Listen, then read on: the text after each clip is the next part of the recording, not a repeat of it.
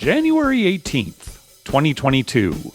From El Cajon, California, this is episode 249 of You Can Bet on That. Hi, everybody. Welcome to You Can Bet on That, a podcast for the recreational gambler. My name is Mark Duvall, and sitting across from me is Dr. Mike. Hello. All right, so this last Friday, Mike, there was an episode of Undercover Boss that featured the CEO of the Fremont Experience, downtown Las Vegas. Now, for those unfamiliar, Undercover Boss, it's a reality show. The premise is that the head of a company goes undercover, gets a disguise so that nobody will recognize him, and then pretends to be a new employee at the company that he's in charge of. And the way that they do it is they tell the people who are, employees. They know they're on TV because there are cameras and everything, obviously. They make up a story. They say, it's a documentary that we're doing on, a new employee or whatever. That's how they fool them. And then the idea is that, the head of the company finds out what it's really like, on the lines of, actually getting the work done. Hopefully finds that things are wrong, that he needs to change. Right. His or her eyes are open to the reality of, the working person and that kind of thing. The only thing I don't like about that, Mark, is that they all have some sad story. Well, they obviously they pick employees who have had hardships or troubles. It's never once where, I love this job and my life's great. It pays good. I love it. Sure. So, it's a feel-good show. Right. It's manipulative, like you said, in that they find people who maybe have hardships, that kind of thing. And then at the end, when the head of the company is revealed, these people get some kind of benefit in some way, either a bonus or a raise in pay or trips or, something. So he usually fixes the problem that he encountered with them, whatever that is. Yeah. Then he usually gives them some kind of bonus thing, like either a pay raise or, like you said, a vacation or whatever solves their problem. Yeah. And then also they usually do something to help the company. Like then he finds out somebody's underpaid. He said, well, we're going to change that. Everyone who works in this position is now going to get paid. Right. Blah, or blah, blah. or if there's some process or equipment they need, things like that. So he improves the company and he helps that person. Yeah. So that's the idea behind this. It's entertainment. It's a TV show, right? It's supposed to be entertainment. Well, it's actually fun to see what people do for a living. Yeah. Oh, well, see, that's this was the part what I like about it. So interesting in this particular one. Okay, so it was the CEO from Fremont Experience, and he went on 3 different training sessions. One was just cleaning up the street. Yes. Right? That was the first one. Which looked excruciating. Yeah, a lot of it was scraping gum. That was what they were emphasizing. My wife and I were like, what is it with gum? Why do people feel that they can just throw it on the ground? I've been on Fremont Street. There's trash cans. Just throw your gum in the trash or put it in a napkin, put it in your pocket. Why do people throw it on the ground? It's so... Okay, is that a rhetorical question? Because I've got a theory. I can tell you what it is. Yeah. Well, I'll tell you what. Idiots. I mean, honestly, I would never, ever throw gum anywhere but in a trash can. Yeah, sure. And I don't think I ever have. And I'll usually even wrap it up first, too. Yeah, right. And then throw it in the trash. It's not all sticky and everything. I, one time, was at a craps table where somebody had stuck gum on the rail underneath where you put your drinks. Sure. Like a kid in school, right? Yeah, like a kid in school, just a chunk of gum there. I'm like, so that somebody else can come up and set their drink in it or put their hand in it. What is going on? And that poor woman who had to scrape the gum. Yeah. I mean, she's on her hands and knees scraping off gum. Yeah. And took 4 hours a day. Right. Of gum scraping. You know how long Fremont Street is. I was like, and then there was also mopping up human fluids, excrement, all sorts of different things. My kids were asking about that. And I said, well, there's a lot of stuff, and they were going over all the body fluids. Will there be this? And I was like, yeah, maybe. There's going to be every body fluid you can think of. In some corner, there's probably that body fluid. And then the second segment was he was helping clean up the top of the canopy. Yes. Now, for me, this was the most interesting, just to see him get up there. And he was a little afraid of heights. Well, that's high. Yeah. And there was one part, I don't know if you caught it, but when they're getting on the lift that takes them up, the guy's like, okay, now, we're going to go pretty high. Be careful. And he gets on, he locks the door, and he said to the CEO, at all times, keep at least 1 or 2 hands holding on to the side. Oh, uh-huh. But he said at least one or two. At least one. I replayed it like 3 times because I wanted to make sure. I'll make it 2. Yeah, I think I'll make it 2. Yeah, I don't want to go any more than that. Yeah, 3 hands. Oh, I didn't catch that. He oh, said that's funny. keep at least 1 or 2 hands holding on at all time. So 0's no good, and 3 or 4, yeah, that's okay if you can do it. And so the CEO at one point asked the guy who was training him, where does most of this trash come from? And the guy said, well, a lot of it's just people throwing stuff out of windows. Because they were saying there was like a full diaper they found once, right? And he had to go out of his little lift box and climb. Yeah, it seemed a little, I don't know if treacherous is the right word, because you are hooked in, right? Yeah. But it reminded me of like people on Everest kind of going to the edge, like, be careful, and going down and grabbing cans and stuff. So moving towards the end of the show, he decided, the CEO, that he was going to talk to at least one of the hotels about maybe bolting their windows shut so that people aren't throwing stuff out of the window. Right. So Jeff on Twitter was speculating, what do you think that was? He was thinking maybe Four Queens. What do you think? I was thinking, Four Queens Nugget. was maybe. Are there hotel rooms on that side? Yeah, I don't know. Facing there? I'm not sure, but... We were trying to guess too. It has to be something towards the middle. Yeah, they didn't say which hotel, but Right. I'm thinking, maybe Four Queens, something like that. So. I mean, I'm surprised they're not bolted anyway. I mean, wouldn't you be afraid about somebody jumping out? I mean, that's always an issue at a hotel, but sure. Well, maybe they don't open all the way. Right. So a person couldn't necessarily climb out, but you could throw something out. But you could throw window, something right. out. Some of them open like just a few inches or something. Yeah. I think that's probably the case. And then but then again, Mark, why would somebody throw a diaper out onto the top of that? Or a can of Coke or what else was up there? A cup. There was all kinds of stuff. Yeah. So again, is this rhetorical or because I may have a theory? It's rhetorical. Yeah. All right. And then the third segment was he was helping to work the zip line, right? Slotzilla and all that. And that seemed to be physically the most grueling job. He had to actually stop, kind of pull back and say, because he had to go fast. They had to get people harnessed up there and put it on there. And it was interesting because at one point, somebody who, just a civilian who was about to go on the ride is watching this CEO, kind of struggle. And he's like, so is this safe? Yeah. Is this okay? Right. That's what I was thinking. If I saw that guy having trouble hooking it all up, I'd be like, I ain't going on. And the girl who trained him, she was fast. Oh, yeah, she was very fast. I mean, she was awesome. Yeah. And she was lugging around all that heavy equipment and running and stuff. And I'm thinking, no way I could do this. Yeah, it's no way. Just the weight and the speed and everything. Yep. So anyway, those were the 3 things. And then at the end, the first woman who was, cleaning up, he gave her a big bonus and gave her a trip to Hawaii with her husband who has leukemia recently. She was from Hawaii and very been appreciative. Back. Yeah. And then the middle guy who was working on cleaning the canopy, he had actually had to take a pay cut. Right. Even though he'd been with the company for so long. 25 years, I think they said. So, the CEO restored the pay. And, also, this was kind of about the first woman. I guess there was a cap too on salaries that people, you could get to a point where you couldn't make anymore. He, and did that. And then also gave the crew that cleans the canopy a night at the Golden Knights game. That was kind of sick. And then the third person, she was transgender and obviously had kind of struggled where she was kind of misrepresented gender-wise, even, when she's working the ride, people call him he and And so they got her a nice shirt that said, I think it was Josephine was her name. And it had her preferred pronoun, she and her on on the shirt.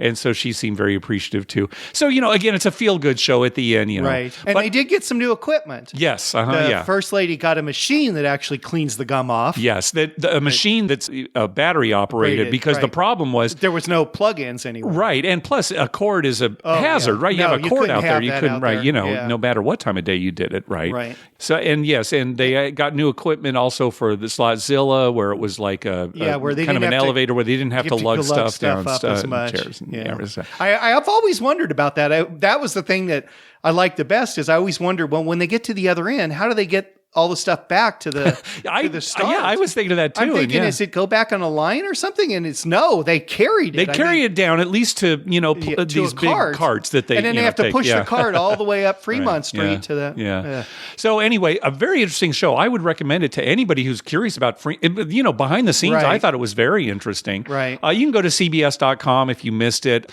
They have it on video on demand. If you have Paramount Plus, it's on there too. So, but yeah, it was an enjoyable show. Definitely enjoyed it. Yeah.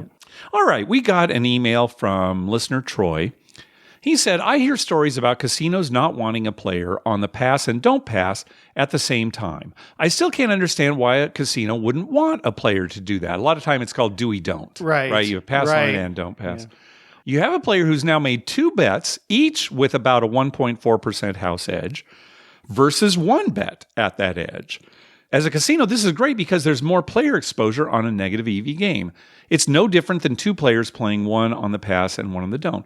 Maybe you can explain what the casinos or maybe some pit bosses are thinking.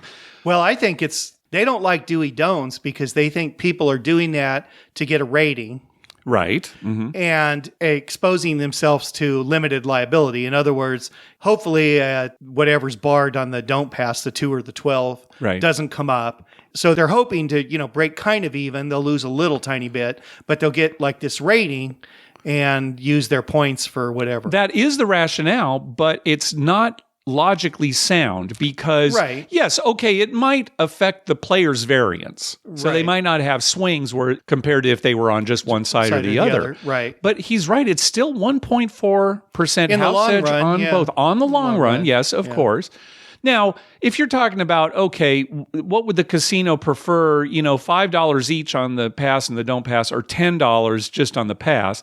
Well, okay, they'd probably prefer the $10 because then, they're going to get a solution one way or the other. But really, if it's a choice between $5 on the pass line or $5 on the pass and the don't pass, as a casino, you should love that. Yeah, because you're in it for the long run. I've always wondered what the person gets out of, how much of a rating could you be getting? Well, that's the other thing is craps at least is still very subjective. Right. So it's probably not worth it to the player because the pit boss is going to see that and decide, oh, well, come on, and give them a really poor rating. Maybe only rate one of the bets. Right.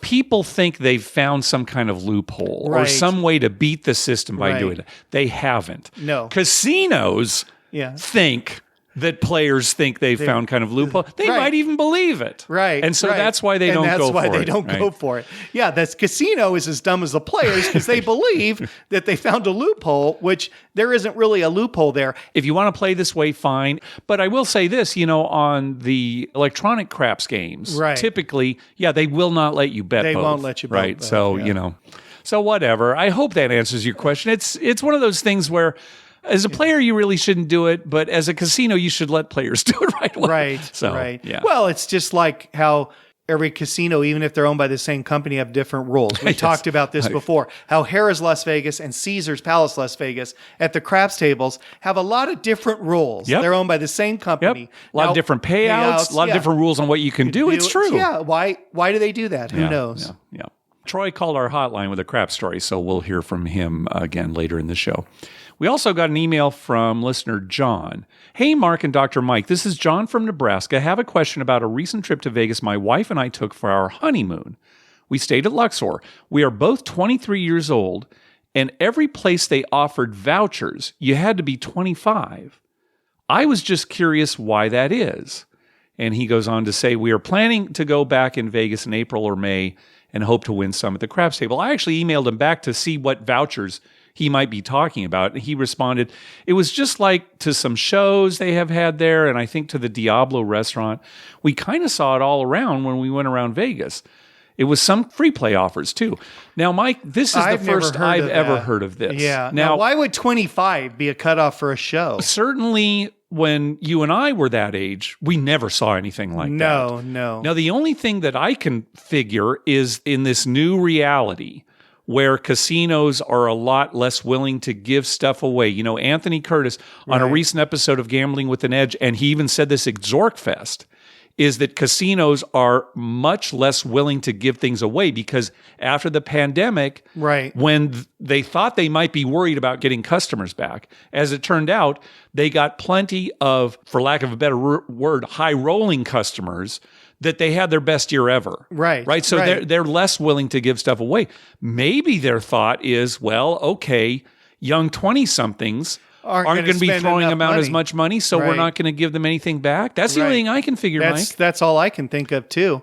But, well, for Caesars, for instance, they will not give you free play if you're just coming for one night. Really? You have to make a 2-night stay in order to get your free play. Okay. That's for everybody. Yeah. That's for me. Even for 7-star. Yeah, even for 7-star. You cannot get your free play unless you stay 2 nights. All right. Now, this is an unfortunate trend. If anybody out there has also experienced this, under 25, not getting vouchers. You have to be 25 or older to use any kind of free play or vouchers or anything. Let us know. Please let us know. Vouchers like for a show. Was that for a free show? Well, I don't know. Yeah, I don't know if it was. Usually when they give a voucher for a free show, it's not a high-end show. You know what I mean? Yeah, it's sure. like some second-rate comedy show or something that they're just giving people so they can keep them in their casino. Yeah. So, why would you... I don't know. It's just weird, again, this is news to us. So please, if anybody knows, let us know. What they should do is give them the voucher and then make it like a club where you got to buy 3 drinks. And each drink is $10 or something, right? Big deal. Well, Mike, this last Saturday, I went out to the casino with my wife and son. Yes. We ate at the Chinese restaurant there. And how was that? Played when you go in, yes, you definitely feel like, okay, this is where Chinese people go to eat authentic Chinese food, right? It's not like an Americanized Chinese restaurant. Right. The service was spotty. That's a polite way of putting it. Yeah. The food was okay. Okay. Yeah. Good. My brother, I've never eaten there. Yeah. And my brother does go there and he likes it. He said the food's good, but he usually gets it to go. He usually that's the other thing too. Gets it to go and then just comes back when it's ready. Yeah. So the food was okay. We probably wouldn't go back. I'll say that. Maybe we are, because we are too American. I don't know. Well, it was really Chinese though. Well, and the menu is authentic in that there's a lot of different dishes. There's a lot of it written in Chinese. Right. But anyway, that was just our experience. Right. So we played there. I didn't play there very long, but I want to tell you about a story that happened out there. Now, there's a regular out there. His name is Tony. It's not his real name. I think you know who I'm talking about. He dresses kind of garishly, throws around a lot of money. You know who I'm talking about? I know who you're talking about. Okay. Yeah. Well, he has this bad habit of coming up to a table in the middle of a hand, throwing out money and asking for certain things, bets or whatever. Right. And more than once, there's been some confusion about what he actually wants. Right. I remember once, Mike, he came in and he said, "Oh, give me all the even numbers." This is right in the middle of a hand. Ignore the fact that, the etiquette is you don't buy in. The dice could even be out. Right. And he'll throw down this money and he'll say, "I want $110 on the even numbers." It was something like that he did. Right. And he threw down $110. Well, at Harrah's, Southern California, you've got to pay the VIG for the buy bets up front, which he did not do. Right. He didn't say anything about it. The next roll was a 10. They paid him as a place bet, so $45. Right. And he threw a fit. Do you remember that? Right. And the thing is, it's like, okay, he plays there a lot. You probably did know he wanted to buy it. But this is such a thing with him. Right. Right? And it went on and on. It was a big deal. So here's what happened the other night. He threw down $600. He was over at the other side of the table, so we didn't see exactly what happened. But he threw down $600. I don't know what it is he wanted, but the dealer said change only. He said change only. Right. Okay. And cut out $600 in change. And the dice were rolled. And I don't even know what the roll is, but apparently it would have been a winning number for whatever Tony really wanted that $600 for. Okay. Right? And so it went back and forth, the dealer and the pit boss talking about it was. So finally, Tony, the $600 stack is in front of him. He shoves the stack. I mean, like pushes it so that it disrupts the entire layout, all the place bets. Wow. It's knocking down the chips in front of the dealer. Right. It's like, you got to be kidding me. Everybody down at that side of the table is angry. Furious, of course. I turned to Anita, who was the dealer on our side, and I said, God, this guy is always such a jerk. They need to kick him out. Yes. Yeah. And my son and wife are kind of getting a kick out of it because they're actually experiencing something kind of, outrageous happening at the table. And they're amazed that he wouldn't get kicked out. And I said, it's probably because he's out here all the time and he throws a lot of money out. He's out there a lot and he throws a lot of money around. Yeah. So it took a good 20 minutes for them to call up to find out what all the place bets were, because there were so many people, and everybody on the other side of the table were claiming what they had out there. Right. It took forever. And, there was no remorse on his part, or he was basically stone-faced the rest of the time because they were having to get through all this to give him also his $600 or whatever. Right. And once it was all done, he left the table and went and played roll to win. Yeah. But I wanted to bring this up. Well, he's done that. We've seen that several times. And I wondered why they haven't thrown him out. I know. I mean, the guy might bring your casino quite a bit of money and he's there a lot, but it's not worth it. No. It's not worth it. No. Because one day it's going to lead to something worse. Yes, it's really going to get physical, more physical than just, throwing chips around the table. Well, one day it's going to be some guy who doesn't know him and is going to say something and there's going to be a fight. Right. Somebody gets hurt and sues the casino. I mean, it's just not worth it. Oh, right? I know. And I felt like going over and saying, why are you such a jerk all the time? But of course, what good's going to come of that, right? No, we're not going to do that. So I thought I'd tell you that since I knew you'd know who he is and, I know his exactly kind of attitude and everything. Well, it's just weird that they let that happen. I agree. I mean, and what was his motive for knocking over all the chips? He was mad because he thought he should get paid. He should get paid for a bet that supposedly he made. And you've seen it, Mike. It's so often it's unclear what he wants. Right. And then the dice are thrown. Right. And then he gets mad, even though really it's his fault. Right. It might be a ploy on him. It's possible. It's possible. Like, let's say it was 7 out. He was like, no, I wanted change. I asked for change. It definitely could be a move. And so the dealers automatically, as soon as he throws money down, they should just immediately say, change only. Yeah, real clear. Real clear. Change only. I think with him, they need to always be real. Even if he says, no, I want, nope, change only until after this roll. He'll get mad at that. He will. I know he will, but you're right. That's what they should do. That should be the rule with everybody. Right? Yeah. Not just him. Well, I mean, sometimes they will take a bet. Yeah. You throw $100 down, you say, give me 25 on the pass line. Well, of course. They're going to take that. But But when you're booking like 5 bets, right. And you don't even know if you have the right amount of money. Yeah, and the dice have already been sent. Yeah, just, all right. God. That's my fun story for the weekend. Him and the gum chewers. Hey, thanks to everyone who's been clicking through our Amazon link. Remember, whenever you're going to buy something through Amazon, please go to our page first, youcanbetonthat.com, and click through our Amazon link towards the top of the page. All right, let's get to our voicemails. First up is Tony. Hey, Mark and Dr. Mike. This is Tony from Jamestown, New York, just calling with a long overdue trip report from back in September. I just want to tell you about a great crap session I had at the Cromwell. I got there in the evening after my wife and I had dinner. We pull up to the table, bought in for about $400, and proceeded to have a great session where I used every Mark Duvall craps trick in the book. The table was cold when we got there. The dice were at the other end. So what do? But you go on the don't while the dice are at the other end. The folks at mine kind of looked at me strange, but as they continued to get 7 out after 7 out, they all started doing that. The dice came around to our end. I said, all right, it's time to go on the pass line. So we went on the pass line. The first shooter just off to my right, he made 3 points. So we made a little money there. After he 7'd out, the dice came over to me, and I proceeded to have the best roll that I have ever had. Made the all small tall, was able to get my 6 and 8 pressed up, and just made 3 or 4 points. The really exciting part, though, was as I was rolling that all tall small, we got down to the 9, which also happened to be the point. And the other side of the table was kind of getting a little wild, and the one guy looked me right in the eye and said, "You're going to make this 9 this time." And I said, "I am going to make this 9. And I threw those dice, and wouldn't you know it, I made that 9, and it got the all small tall. Fortunately, I wasn't on it, but I did get a nice tip from one of the guys that was on it from the other end of the table, and that was my first ever shooter tip playing craps. So it was really fun. I actually had the guy next to me because I was talking to him a little bit about kind of all the Mark Duvall stuff I was doing with betting the don't and then doing my come bets with odds and only doing the 6 and 8, not doing anything in the center and tipping the dealers on those lines, his dice got to him and he's like, well, what does your guru, Mark Duvall, say I should do? And I said, just do exactly what I did and you'll make tons of money. So I colored up and left, but it was a great roll and I just had to share it with you guys. So keep doing what you're doing. We love it and take care. Yeah, what do you think of that? Mark Duvall style. Yeah. Here's what I think, Tony.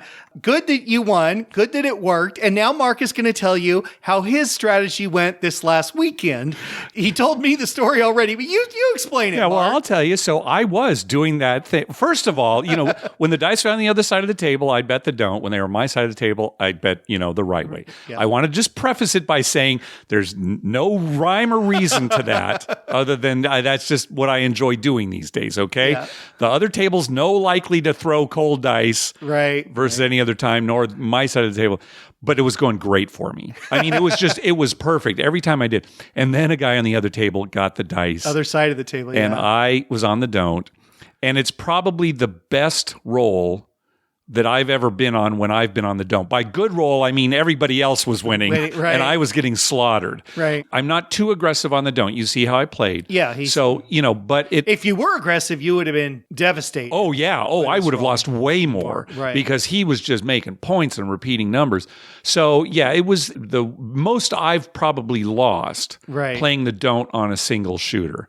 So, of course it doesn't always work. But and you end up losing for the night. And I lost for the night. Yeah, that's the way it went. So had you just been on the pass? Oh my God! If I'd been on the pass, just for he probably even for the whole night because I would have won a ton on him. He had that good of a roll. So, but I'm glad it worked for you, Tony. So it doesn't always work. I didn't want to bust Tony's bubble there. Yeah, but I'm glad you said that. I'm glad it worked for him. Now, one thing Tony was saying was that when they were waiting for the all small tall to hit, all they needed was a 9.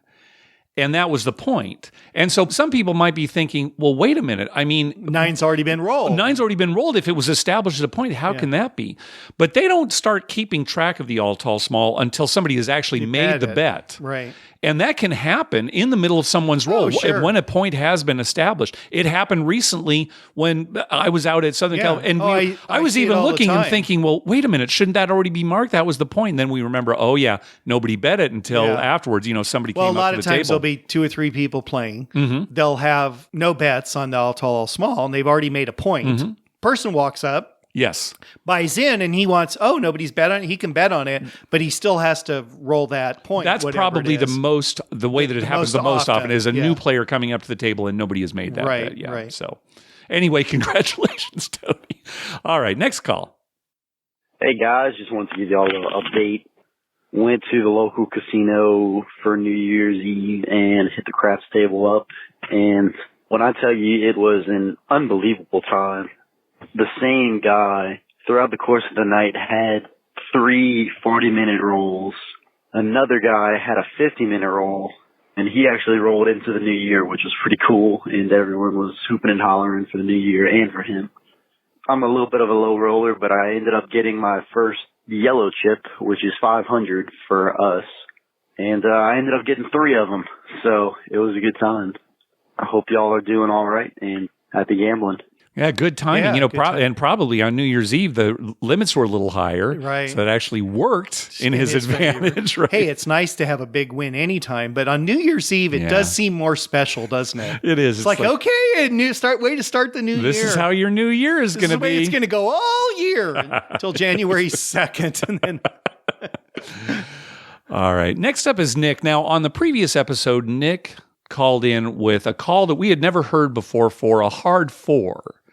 And he called back to clarify that call. Okay. Hi, Mark and Dr. Mike. This is Nick in Kalamazoo. I have another trip report and a quick correction from the last episode. In the last episode, I incorrectly told you the call that I heard was 2 ducks, no goose, which makes much less sense than what I'm about to say, duck, duck, no goose. A much better call that she gave, and I like it quite a bit. Just a quick update. We ended up going to Wheeling Island Casino on the way back from visiting my parents in West Virginia. It's about 45 minutes from where I grew up. Rarely ever run into someone that I know there, but this time that was different. $5 craps table. They have a new side bet called Hot Shooter. It's kind of a cross between All Tall Small and the repeater.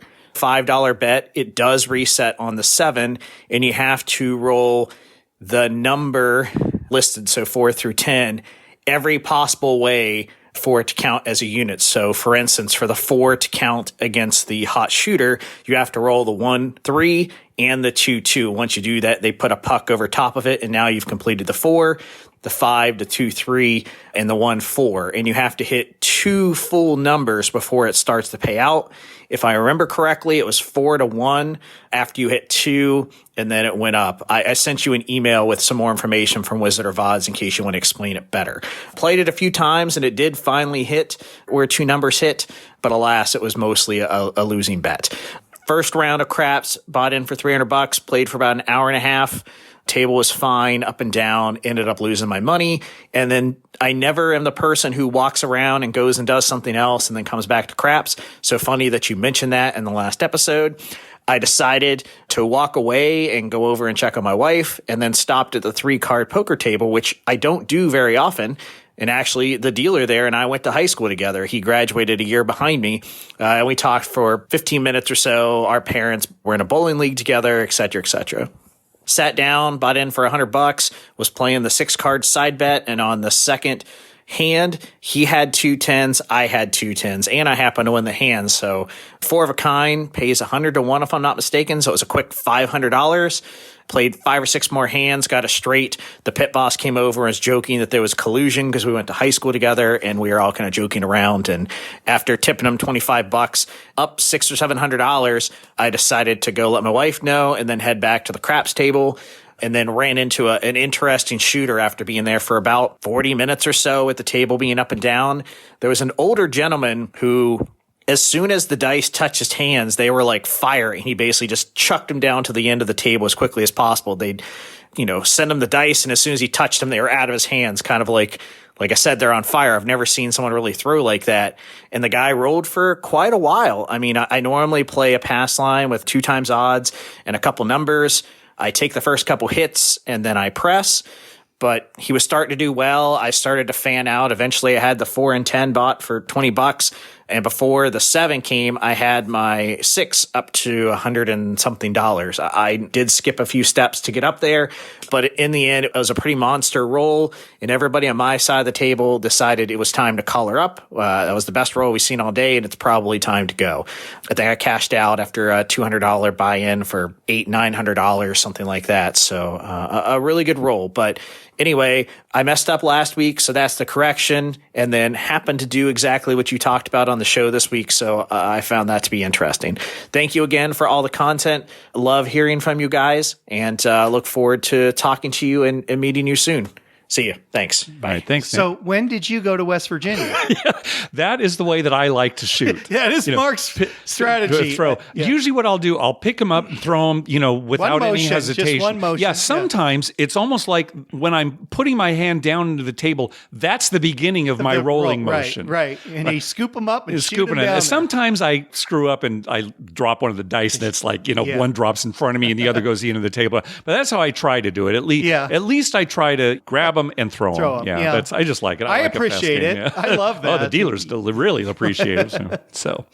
Okay, so this side bet that Nick's talking about, it's actually called Hot Roller, not Hot Shooter. In the email that he sent, he got it right, Hot Roller, but he misspoke in the call. So it's Hot Roller. We've talked about it a couple of times on the show before. Right. I think, did they have that at Verona or Viejas or one of them? I've never seen it. You and I have never played it before. We've seen layouts of it just on the internet, but we've never. I thought maybe Verona had it. What do they have? They've got the sharpshooter. That's which what is kind of like the fire bet, but you can have repeated points. Okay, that's what they've got. This one you have to roll every combination right. of the box numbers, and you have to roll every combination of at least 2 of the numbers. So in the example that he gave, if you complete the 4, that means you've rolled 1 3 and 2 2. And then you got to complete the 5. Yeah. And then that's when you start winning. Right. As soon as you've completed at least 2 numbers, then you start getting paid. Obviously, it's harder to complete like a 6 because you got to roll 1 5 2 4 and 3 3.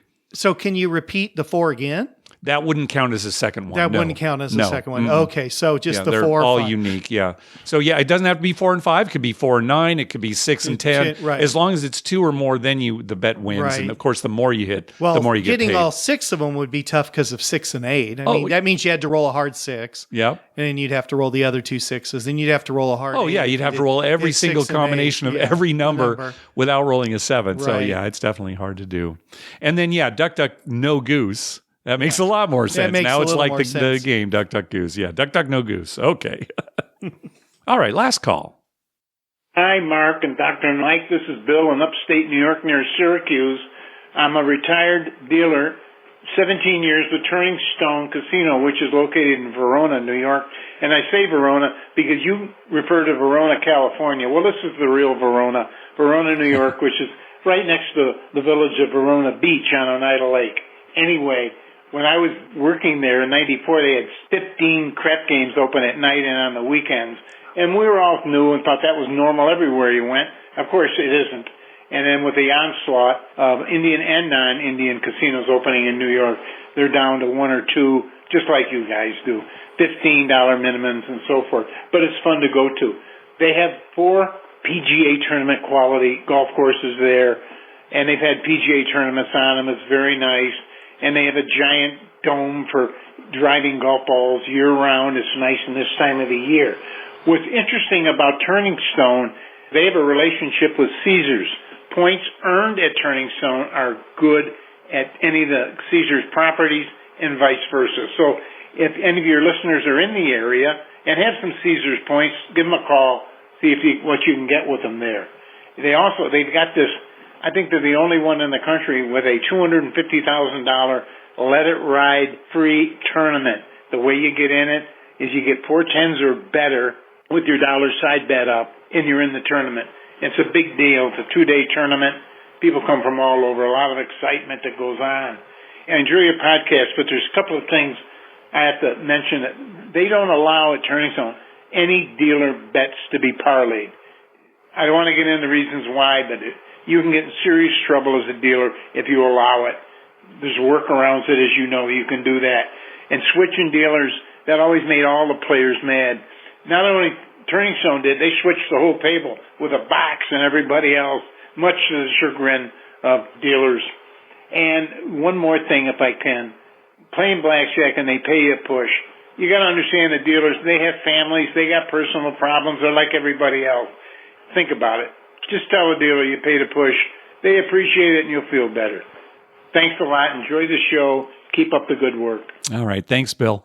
So there's a different perspective. We've always said, when a dealer makes a mistake, we usually don't call attention to it. But here's, a former dealer who's saying, maybe do. It's, it helps the dealer. They're less likely to get in trouble, if the eye in the sky sees it or something like that. I'm glad to get this different perspective, right? From somebody who's actually, been on the other side of the table. No dealer bet parlays. Now, see, this is an example of a casino. What are they thinking? Yeah, what are they worried about? Because here's the thing. It actually helps the dealers that they don't allow the parlays. Right. But that can't be their reasoning. No. It sounds, their reasoning is, oh my God, what if he parlayed it to like $500 hard 6 and it hit? Yeah. Or something. Well, yeah, chances are he's going to parlay it. It's not going to hit, and you're going to get. So in the long run, the dealers are going to make more money by not parlaying. But again, he didn't say what the reason was, and who knows? We may be missing something. But, it's probably it's probably a dealer. What do I say all the time? It's like their retirement fund. These rules actually sound bad, but actually favor them. Well, we're helping you out in the long run. Yeah, that's right. Boy, 15 craps tables when he was working there in 94. Yeah, 15. I'm trying to think. In our illustrious gambling career, if I've ever seen 15 tables in a casino, can you think the most is maybe 8. Yeah, maybe 8. Yeah, something like that's the most. Right. So, wow, that's something. And then, of course, now he's saying it's like 1 or 2. So, yeah. Well, how do you fill up 15 crap tables? Well, I mean, obviously maybe it was happening on New Year's Eve or big weekends. And plus, again, this was in 94 when there probably weren't a lot of choices. Right. Too. So, that's where there weren't everybody as many went, choices. Right? Yeah. And finding help probably wasn't a problem either. Now they wouldn't be able to staff 15 craps tables. Yeah. He's talking about how Turning Stone is in Verona, New York, with a V, Verona, New York. Yeah. There is a Verona, California, up in Northern California. But when we're talking about the casino out here, it's Barona with a B. Barona. So just to clarify that.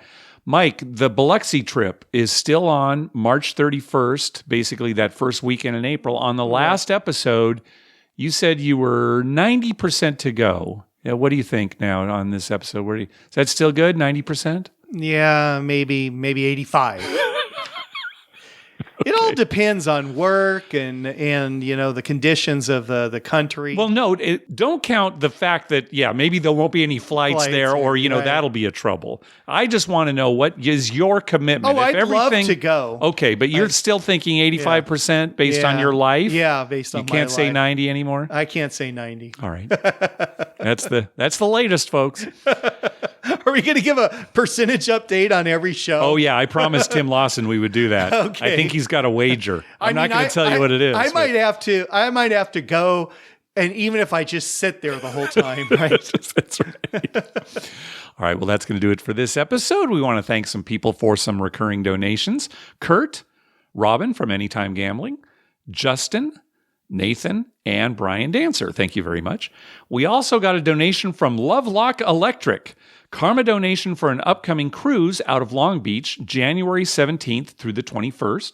I was on this ship a couple weeks ago and rolled the All Small Tall. So I'll put you both up for a few bucks while I'm rolling on this trip. Wish me luck. Oh, well, thanks. He's probably on the trip. Well, the 17th's today. Yeah, right. So they're probably on the trip already. So good luck. We also got a donation from listener Michael. Karma donation for an upcoming gambling trip for me / cruise for my wife. I love the show. That's the way you look at it. That's good. Hey, be sure to check out our TV listing showing all the gambling-related shows coming up within the next 2 weeks at youcanbetonthat.com/TV-listings and our list of gambling-related movies at youcanbetonthat.com/movies. We'd love to hear from you. Call our voicemail hotline at 951-292-4377. That's 9512-WAGERS. 9512-WAGERS. Or you can email us at youcanbetonthat@gmail.com. You can also follow us on Twitter at youcanbetonThat. And on Facebook at facebook.com/youcanbetonThat. Finally, please go to your favorite podcast app and write a review of the show. We love getting your feedback. What do you got first, Dr. Mike? Well, it's playoff time, Mark. Yes, NFL playoffs. Playoff times. Yep. So far, there have been a couple of good games, but a couple of real snoozers. Yeah, God, really, it's true. It's been weird. Yeah. Next year, I wanted to remember to say this before the playoffs. Okay. We'll go over our friend Michael from Wisconsin, his football pool. Oh, yeah. So Michael James, that we've mentioned on the show many times, and we would play some online poker with him. Yeah. He's come up with sort of a fantasy football version for the playoffs. And we're in it, and Tim Lawson, and I think I was looking today, like 90 different entries, so it's quite a thing. It's basically a fantasy football pick. Yeah, but it's interesting the way he does it, because you can only have one player from each team represented. Right. So for the Super Bowl, the most players you could have left is two. If you just happen to get the two teams that go to the Super Bowl. Right. Or you could have one. You could have one team or none. Yes, exactly. Or you could have none. And, not every team plays the first week. Yeah, There's that's true, teams too. with buys. So there's a lot of things and a lot of statistics, and I found it very interesting, very challenging. Okay, all right. So we'll talk about that next year. It's too late, to even talk about it. Yeah, really. And by the time, some games have already gone by and everything. Yeah, you'd have to. But next year, we'll remember to talk about that. All right. I think that's a fun pull for people. Yeah, I agree. Okay. I think that's a really fun pull. Yeah. And what else? Not much else going on in our lives. Yeah, not too much, kind of sleepy January here. The Poker Night group was actually talking about having a trip in February, but we've kind of put that off because the Omicron and everything. Yeah. Yeah, it's weird. It's supposedly bad here, but I don't know of anybody. I've had a few patients who've gotten sick. Really, I'll tell you, this is since the pandemic started, I know more people that have it now than ever before. And it's not because, it's been so long. It's just like within the last few weeks, oh, you have it now? Oh, you have it now? So like they said, more contagious, but nobody's super sick. I don't know anybody in the hospital or anything. All the patients that I know that have had it are all like, it's like a bad cold. Yeah, and right. That's what we're hearing too. Days. Yeah, but anyway, so who knows where we're headed? Yeah, I don't know. I don't think there's going to be any more shutdowns. The casino, when I was last there, which is a few weeks ago, they said nothing about. Oh, no. And, when I was there over the weekend, they still don't have a mandatory mask for everybody. It's still the old, if you're not vaccinated. vaccinated, please wear a mask. But they don't. There's no enforcement, obviously. So people don't wear them. All right, properly. Let's get past this and just say I'm hoping that, it all goes away, and then we get back to our normal daily life routine of thinking about the casino nonstop. Right, and not thinking about, I can't go this week because I'm not feeling I don't want to well. get sick. All right, thanks for listening. Good night.